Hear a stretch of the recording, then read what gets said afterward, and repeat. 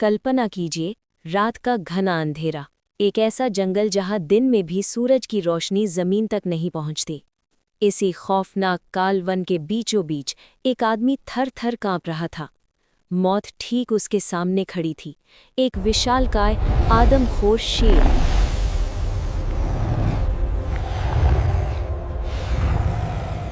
मुझे मत सिखाओ कि कैसे डरना है। मुझे सिखाओ कि तुम्हारे जैसे इंसान कैसे बनते हैं। रामलाल और जादुई शेर।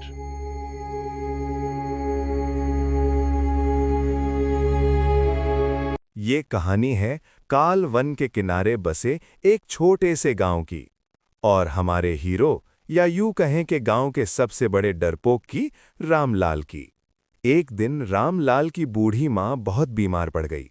बचने का सिर्फ एक ही रास्ता था, काल वन के बीचों बीच रात में खिलने वाली संजीवनी बूटी।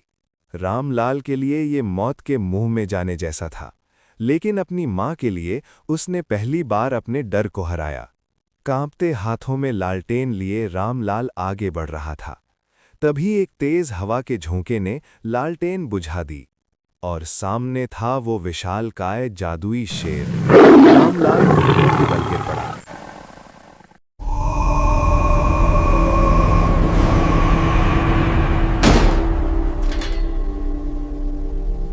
मैं तुम्हारी जान बख्श दूंगा रामलाल, लेकिन बदले में तुम्हें मुझे इंसानी दुनिया की चालाकी और फरेब सिखाना होगा। रामलाल फंस चुका था। हर रात वो छुपकर जंगल जाता और शेर को विश्वासघात और स्वार्थ के पाठ पढ़ाने लगा। हे भगवान, अगर इस ताकतवर जानवर ने पूरी तरह से इंसानी फितरत सीख ली तो क्या ये सबसे पहले मुझे ही धोखा देकर नहीं मार डालेगा? अंधेरे जंगल में कुछ तो है। शहर के कुछ खूंखार शिकारी वहां आ पहुंचे। उन्होंने जंगल के बीचों बीच लोहे का एक अदृश्य जाल बिछाया। शेर, जो अब अपनी सीखी हुई इंसानी चालाकी पर बहुत घमंड कर रहा था, अकड़ते हुए उस जाल की तरफ बढ़ने लगा। सुनो, तुम अपनी सबसे गहरी इच्छा से कभी दूर नहीं भाग सकते।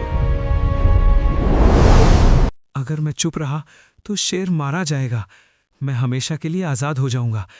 यही तो इंसानी स्वार्थ है। लेकिन रामलाल का मासूम दिल इस धोखे को बर्दाश्त नहीं कर पाया।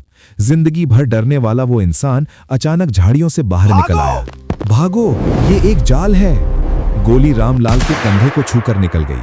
लेकिन आज शेर ने इंसानी फितरत नहीं, बल्कि एक इंसान की असलियत देखी थी। वो अपनी जान पर खेलकर उसे बचाने आया था। शेर की उस भयानक दहाड़ ने शिकारियों की रूह कपा दी। वे अपनी बंदूकें वहीं छोड़कर अपनी जान बचाने के लिए भाग खड़े हुए।